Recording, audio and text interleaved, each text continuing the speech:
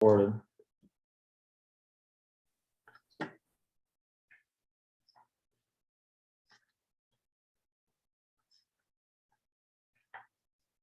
So Rusty, do you have the agenda?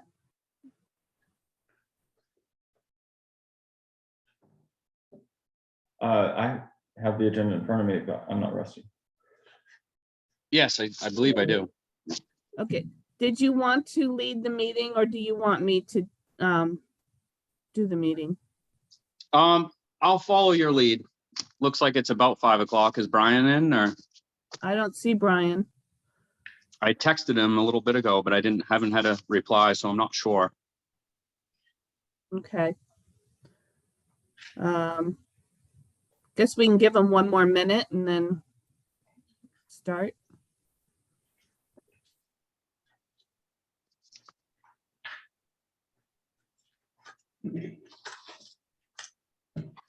Is David in attendance in person? Yes. David is, yes. Hi, David. Hey, Rusty. And Earl Moore is here too. Hello, Earl. All right.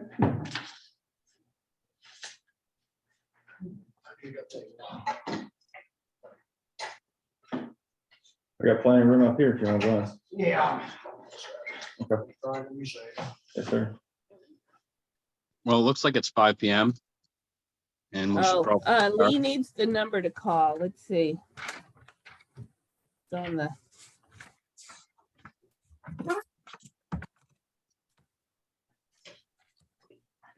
I can call it out. Look. Can you read it? No, I guess not. Yeah. Try 1-646-876-9923.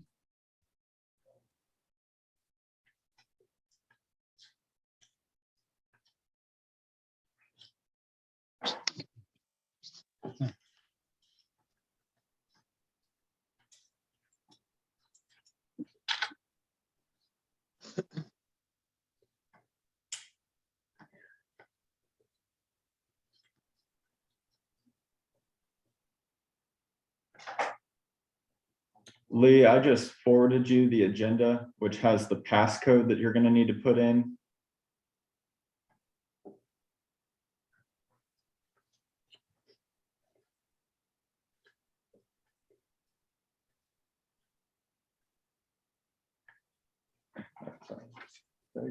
I can't see it anyway. Okay. I got a head of shot now. Oh, okay. That ruins the day for them. Yeah, I bet. I would only be here in case you didn't get your count. Yeah. At least I can be counted. Yes, Other sir. than that, I ain't much good. Right. Which one? Well, I'll talk about the numbers too. I won't. I'll have to interpret them yourself.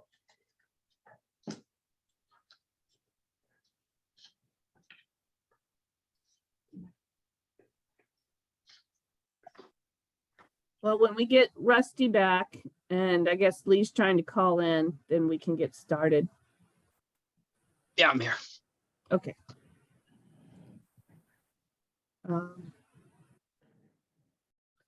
So it looks like Lee has called in. So I guess we'll call the meeting to order at 5:03 p.m. is what my clock says. Did everyone have a chance to review the minutes? I did. Okay. So do we want to approve the minutes or are there any changes? Yeah, I think we could approve them. Okay, so I need a motion to approve in a second. Motion to approve. I'll second it. Okay, and so everyone say, I guess, identify yourself and say aye so that I can take a vote. Aye. Rusty Taylor, aye.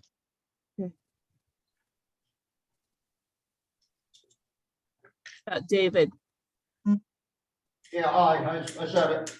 Okay. All right, so next up on the agenda is the warden update. Lee, are you able to talk? So the telephone that he's calling in on is muted. There it goes. Hi, can you hear me now? We can. Okay, very good. I wasn't listening because I was trying to call, so I'm not sure where we are. Okay, we're on the warden update now. Okay. I read the minutes from the last meeting. I apologize for not being there. I saw what some of the questions were as far as the funding for the warding enforcement. I'm not sure if this is the place you want me to talk about that, Claire, or not.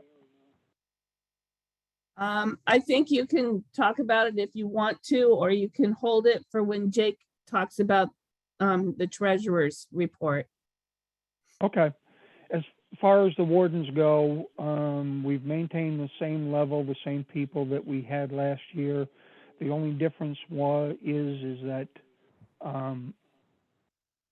I did not renew my certification this year, so I will not be part of the enforcement leg, but I am going to be the liaison from now on, so I'll be attending the meetings. Any questions can come through me for the PD. We have not received any complaints as far as illegal digging, anything like that. We do have a couple people that routinely go and keep an eye on the flats, and up to this point, we haven't seen any issues in the last couple months. So I can address the other issues when you're ready. I guess the only thing I would add was there was a question about whether the harbor master or Adam Thurston, who's a Shellfish warden, if they could use the boats to patrol, say out by Bartlett's and whatnot. And John did say that, yes, they are doing that. So when the boat's out on patrol, they will check those areas.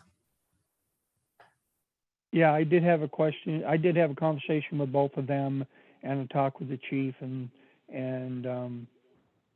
yeah, that's totally acceptable. The other question I heard from somebody was whether we were going to be able to use the Bar Harbor boat over that way, and if our boats are down in Mount Desert, we don't see it as an issue. If we get a complaint or we want to take a look at an area that we can't get to by cars or anything, so that won't be a routine use, but it is available if we need it.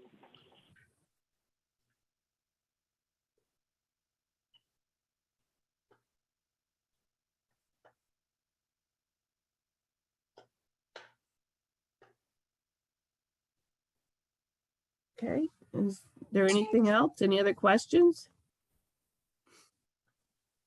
Nothing on my end. Nope. Sounds good. All right, next is Heidi for the state update.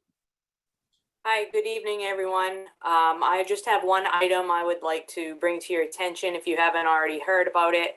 There will be some meetings held in the beginning of May for folks to come and talk about their ideas about any changes or improvements they would like to be seen made to the municipal shellfish management program, or any concerns that they have about that program. So there'll be some open forums held. There's 4 different dates. So on May 2nd, there's going to be an opportunity to meet in Brunswick. And then on May 4th, there's one in Machias. May 5th, which is a Thursday, is the one that's going to be held in Ellsworth. And that's going to be at the Ellsworth Library from 1 to 4 p.m. And then on Monday, May 9th, they're going to do a virtual meeting over Teams from 4 to 7 p.m. So if you can't attend any of the meetings in person, you're certainly welcome to access that meeting and, give your opinions or just listen to what's being talked about online. And if anybody needs any further information about that, they can contact me, or the information is also available on the DMR's website. So I just wanted to bring those dates to your attention, because I think it's really important that municipal folks, whether you be on the Shellfish Committee or just be a harvester or a warden or whatever, that you get involved and make your voice heard about any issues or concerns or things that you like about the municipal shellfish management program.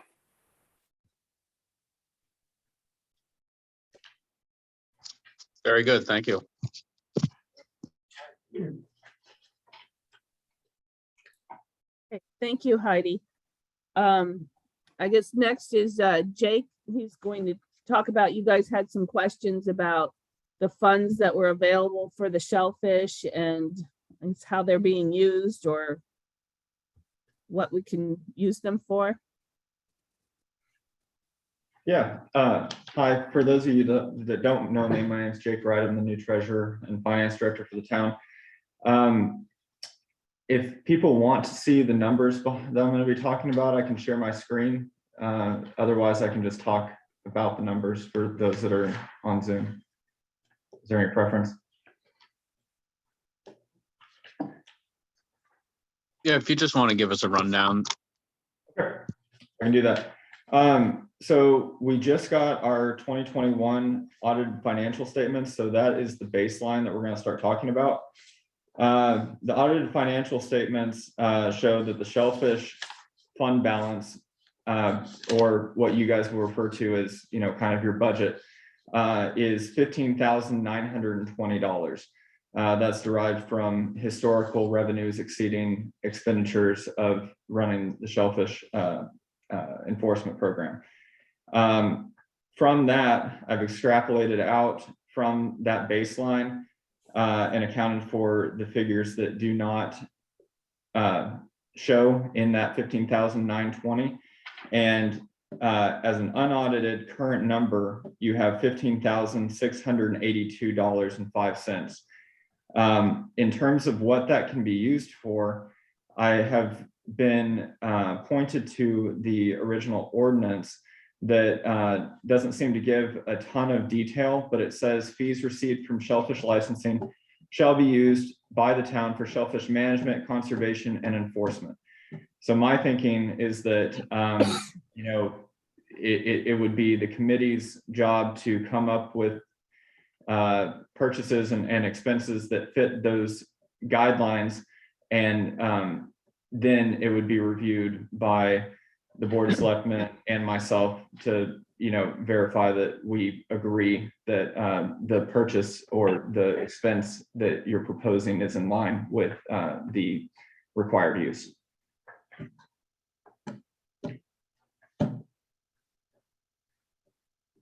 And that was all I had, but I'm happy to answer any questions. We're not really showing much expenditure during the course of the year, are we? No, and Lee could probably speak to that, but the expenses are pretty minimal, as are the revenues. They largely offset each other. All right. Yeah. Pretty straightforward. I had checked with Jim and he had indicated that as far as the shellfish wardens, I don't know, compensation or whatever, that is included in their regular duties. So it's not something that comes out of the shellfish budget.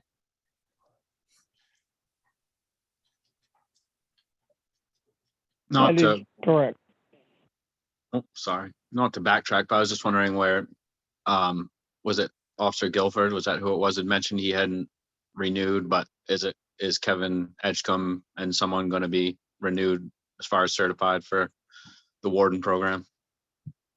Yes, there's Kevin Edgecombe, there's Sean Murphy, the assistant harbor master. Adam I think Thurston. there's Oh, okay, Adam, yep. I'm sorry. Yep, and there's one other person, I believe, no, he left. I was thinking Josh Jordan, that was quite a while ago. So there's at least 3. We also can, our regular officers, if they're out patrolling, they see an issue, they can take any action necessary also. And the only other thing, as far as the financing, it pretty much what Claire just said. The chief wanted me to just make sure everybody realizes that the funding for any equipment, I saw in the minutes of the last one, there was talk about like boots and things like this. All that is funded through our regular equipment budget. And our patrol is also funded, or going to be funded through the police department too. So as far as any expenditures and all that, I believe the way the chief explained it to me is that he is the approving agent per se. So anything is decided as far as expenditures that the committee wants to spend, he has to sign off on, but it's basically just as long as you folks approve it, he signs a check. Is that correct? Are you asking me? Yes. Yeah, so when I had talked about the chain of command, so to speak, with a proposal from the committee, I should have included Jim in that because I would be deferring to his judgment quite a bit in terms of whether or not it fits into the ordinance. But I just meant that essentially a proposal from the committee would go from them to Jim, and then I would be looped in, and it would be ultimately approved by the Board of Selectmen as a disbursement. Correct. Thank you.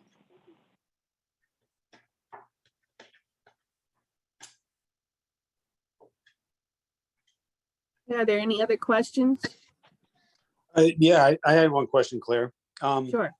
Is there along with that, with the patrolling for the wardens, is there any sort of, I don't know, a minimum or maximum requirement of them for a certain amount of like flat patrolling hours or anything like that? Or is it just whatever they see fit? I'll defer to Lee for that. We when we have enough staff, we try to get once a month to get somebody, at least once a month, to get somebody to go out for about a 4 or 5 hour period. We try to play the tides right, and just kind of keep an eye on the flats. We have not seen any issues, and we rely on complaints, and usually it's the folks out there doing the harvesting or something like that that calls in the complaints that we react to. If we get a complaint that says, I think it was, the last one was last year sometime, somebody called up and said that on specific dates and tides that an outfit from down south a little ways, Searsport, was coming up here and harvesting, and we put somebody out there each day during those tides, and we didn't get anybody. So we rely a lot on complaints or somebody calling us, say, hey, you ought to be doing this. When we get the time, I personally try to assign somebody to go out there, but it's not always available.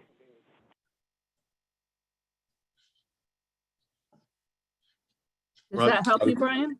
Oh yeah, that definitely does. I appreciate that, Lee. And yeah, I don't want anyone to think that I don't think anyone's doing anything or doing any patrolling. I was just wondering, and I know that a lot of staffing shortages and stuff like that plays a factor, but I just was wondering how you guys did it, if it was on a rotation or whatever, as well as I wasn't sure if, as you mentioned, at like the assistant harbor master, Adam, is one of the wardens. Is he participate in any of that rotation, or, if he's going to be on the boat or something, going from harbor to harbor, checking out moorings and stuff like that? Does he do anything like that on a regular basis? Adam is fairly new. He went through the school just about a month ago. So we will use him as often as John will allow us to use him. Like I said, we have guys on daily patrols, 24 hours a shift. We have somebody that's over basically like Indian Point, Pretty Marsh, they're driving around. So if the tides are right, they're told to try to just kind of take a peek at the flats. So we have routine patrol that goes over in that area. It's getting into the busy season for the harbor masters, so I don't picture us using Adam a lot to do that kind of stuff. He's got other duties, but we most certainly will try to get one of our own guys out there. Sean Murphy loves to do that. He asks for shifts, so whenever he's free and says, hey, I got some time, we let him go. And I guess my last question is with the, the police force sharing between Bar Harbor and Mount Desert, do you guys also share duties like this as well between the two towns, or is it just for the police force? Well, everybody kind of keeps to themselves on this kind of thing. The Mount Desert guys are familiar with the flats, they're familiar with the areas, they're familiar with the guys that come over, and it's the same with Bar Harbor. And they've got, I think they've got 5 wardens over this side that have taken the training, so they do a pretty good job of keeping an eye on the flats and the areas over here. We most certainly can swap. If there's an officer in Bar Harbor, or we need somebody to go out and do something, we can actually grab somebody over here. But we can use them. We haven't up to this point. We haven't kind of shared, but we most certainly can. Okay. So, technically speaking, say if you and Sean and Adam and so forth and Kevin are all for Town of Mount Desert wardens, then you guys all are also wardens for Bar Harbor as well. I don't know. I don't think we're wardens. We're not sworn in over here, but we are sworn police officers. So we can also come over here and work in conjunction just with our regular duties. So I don't think we would come over here. I know when Sean works for us, he will go between the two towns. He will go and check the Mount Desert side, but he will also come over and check the Bar Harbor side on his own. But I don't think he's sworn in over here, but he's covered under his regular police oath and duty. So. Okay. I appreciate the info. Lee, can you hear me, Lee? I can, go ahead. Just passing some information to you, but pretty much the whole state of Maine is closed to shellfish harvesting right now, except a small block between Indian Point and Tremont. So for the next 2 days, you might just pass to your officers to have them realize that if anybody from out of town really wanted to go poaching, next 2 days would be a good day. I will do that. Thank you. Yeah.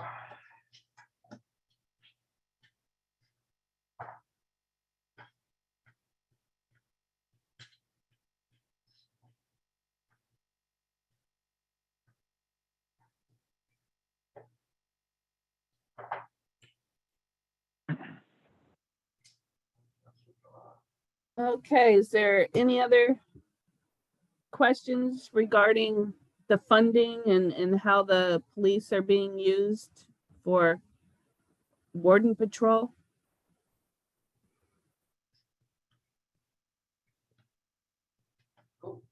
Okay, then I guess we'll move on to the allocation plan for 2023. I believe I included it in your mailing, and it is not changed from, well, basically since the inception. Brian had asked when the last time we changed the fees were, and I went back through the records, and it looks like in 2012 is when we set up the 4 different commercial resident, non-resident commercial, resident recreational, and non-resident recreational. And they have been at that current price for each of those types of licenses since 2012. And I'm not sure that if you guys want to consider raising them. It looks like from what Jake said that you guys have plenty of money to do whatever programs you might want to do, but I'll leave that up to your discussion. I don't really see a need to raise them at this point. I think you're right, Rusty, with along what Claire said is if we the police force and stuff that's already in their own budget and there's nothing coming out of our funds, then as long as everybody's getting compensated and we're not going under, then I don't see any need for raising it. I don't either.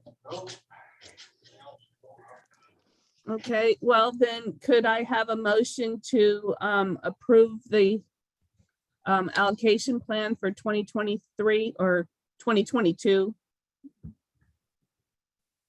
I make the motion to accept the allocation. I second the motion. Okay. And was there a second? I second. Second it. Okay. And I need to hear the votes. Yes, 1, 2, 3. Aye. And Brian? Aye. Yes. Okay. Yes. So 4 in favor. yes. Okay.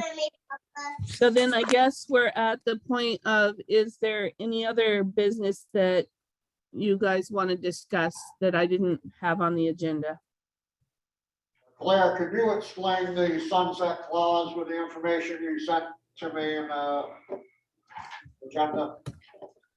Yeah, what it was that at some point in the charter, the town charter had included language about a sunset clause, which basically was put into the ordinance that said after a certain amount of time, whatever that ordinance, the sunset clause was, say 15 years, that if it wasn't renewed, then the ordinance was no longer valid.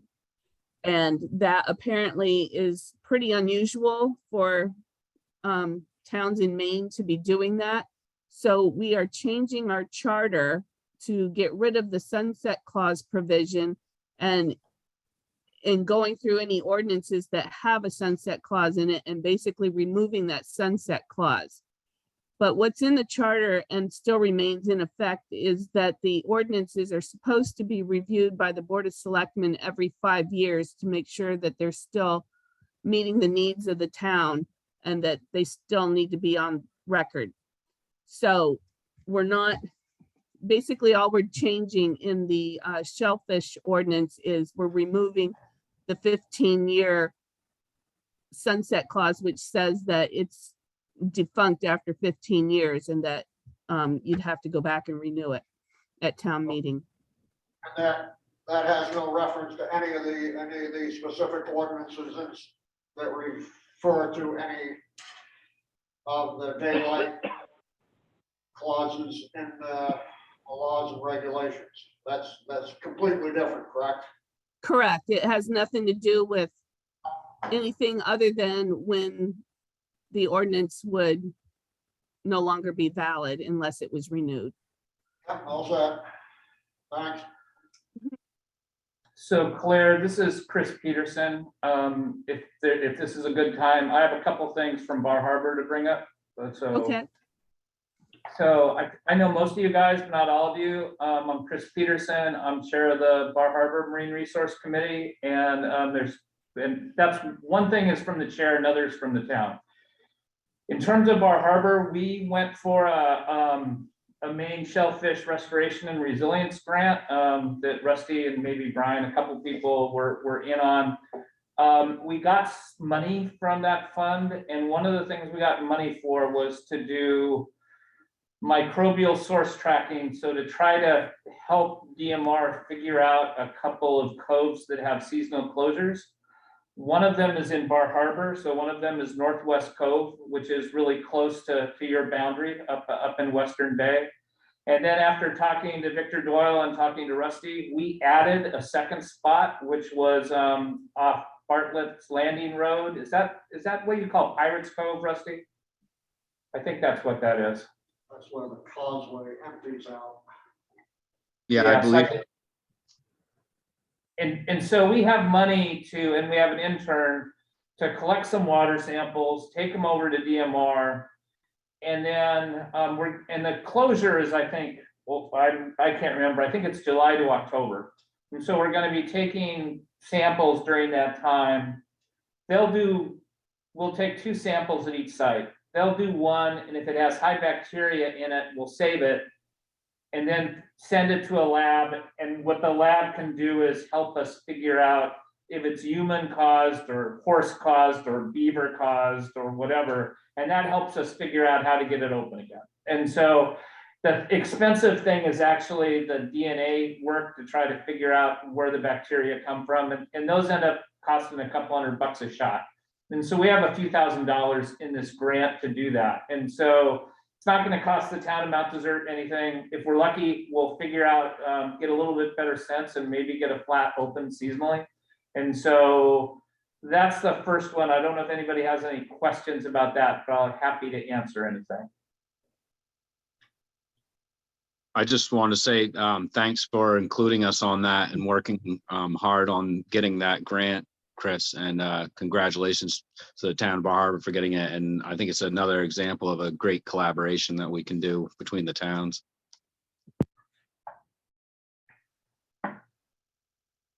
Thanks, Rusty. I'm pretty psyched about it too. We have one intern. We think we're going to get a second one, and they're both going to kind of split time. And so we'll probably do some training in late May or June on how to collect water samples. So we'll probably get Hannah Horeca or somebody over from the Lemoyne lab to help us out. And I'll let you guys know when we do that if you want to be in on that, just to see how it's done and to give us ideas of where to sample. And so we'll get out there in the field and look together and see what we can figure out. The second thing is I am putting on a different hat now. Most of you guys know that the town of Mount Desert had a meeting last week, maybe last Tuesday, on Otter Creek. And so since it's Otter Creek, it's about Stevie Smith. And so Stevie and others have been interested in the causes of what they see as environmental degradation in Otter Creek. The lack of fishing, the lack of things there, the increased sedimentation. And so last week, Derlin, Phil Lichtenstein helped organize the meeting. The Acadia National Park was there, and I was there along with Hannah Weber as scientific advisors. So I've been pulled into this. This is being paid for a little bit by a group called Thriving Earth Exchange, and their idea is that they're trying to help towns direct their own kind of work to try to make their environments better. And so it was 40 residents, a lot of people from Otter Creek. It was a really good turnout. It was at the town, at the Aid Society building there in Otter Creek. And people talked about what they'd seen in the creek and what kind of problems they thought they had. And so obviously the causeway came up, the old outflow to the sewage treatment plant, which used to come out there into Otter Creek Cove, that upper part of the cove. But people also talked about, that a lot of the problems are from climate change and overfishing. The next steps are kind of asking, what are the kinds of data that might be useful for us to help understand stuff?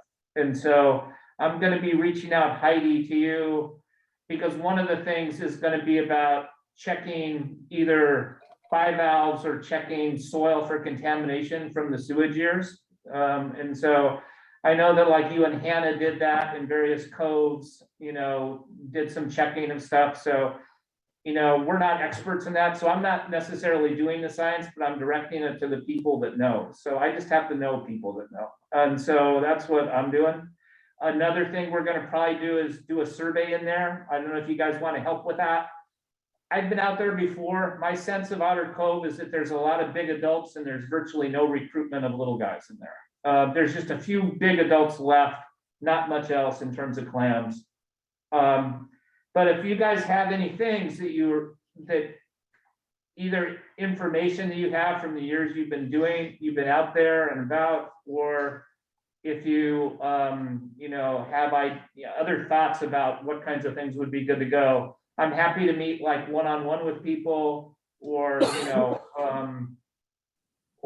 talk to a group or something. So I just wanted to let you know that I'm involved at that too through the town. And so, and as you guys know, Otter Creek is like divided in half. The western side's Mount Desert, the eastern side's Bar Harbor. Although this process right now, the bus driver's Derlin. Derlin and Phil are the bus drivers. So it's Mount Desert we're kind of, we're not even riding shotgun. We're sitting somewhere in the back of the bus, kind of like trying to, we're just being backseat drivers, I guess, at this point. So that's what we're up to. So that's the other thing I just want to let you guys know about. I don't know if you guys have any questions about that or anything, but happy to answer about that. So what do they think the main cause is up there in Otter Creek, main issue? Well, Brian, it's nobody knows really is the answer. But I mean, certainly if you look at it, since the causeway got in, there have been a lot more sediments there. The sediments have, you go out there and you dig around, and the sediments in a lot of it have a lot of organics in it. They have a lot of leaf litter. So a lot of people, one of the questions is, how much has flow been constrained by the causeway when they put it in the 30s and 40s? I mean, people talk about going up to those quarries that used to be up high and taking boats. Like, just think about a big schooner landing in the upper part of Otter Cove there and taking on granite. Like, it could no more do that now than, right? I mean, what, even on high tide, what do you have, 5 feet there maybe? And so, so clearly there's been a lot of sedimentation. A lot of people are blaming the causeway on what I think is probably climate change and overfishing, honestly. Because when people were talking about, I used to spear pollock in there, or I used to spear flounder in there. And yeah, we used to spear flounder all over the place. And, that's not because of the causeway. You can't spear flounder there anymore, is my take. So, so nobody knows for sure, but this is like, what kind of data would help us answer those questions? And then we try to go out and get people to take that data. All right, so they're not going to be knocking the causeway down tomorrow then. Yeah, I mean, we're not giving Stevie any dynamite anytime soon, I'll tell you that. But one of the options, one of the things is before in the 30s, it was a bridge. And so, and actually, if you look at the original plans, which is kind of hilarious. So Rockefeller's idea, part of his idea about that causeway is it was going to become a saltwater swimming pool kind of thing. Mm-hmm. So the very early plans for that bridge, I'm told, have like doors that come down and cover the arches, so you could close it off. And that never happened. But part of his idea when he came in and bought all that land and gave it to the park was it was going to be like a swimming poolish kind of area.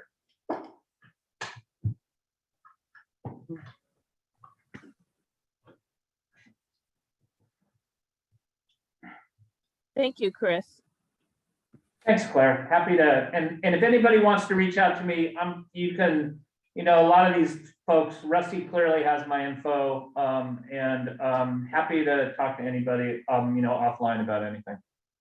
Okay. Appreciate it, Chris. Thank you. Is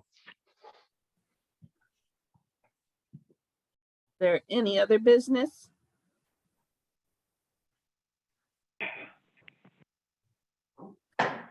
If not, I would entertain a motion to adjourn.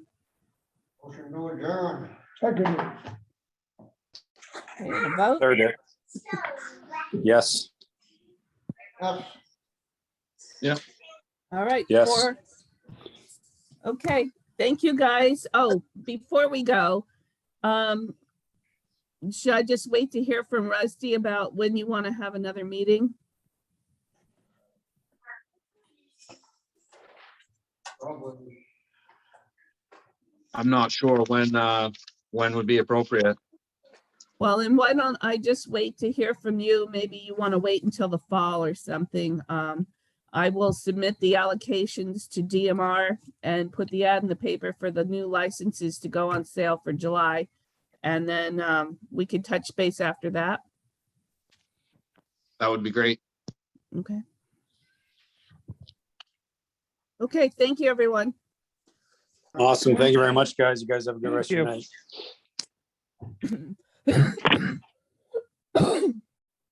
Have a good night.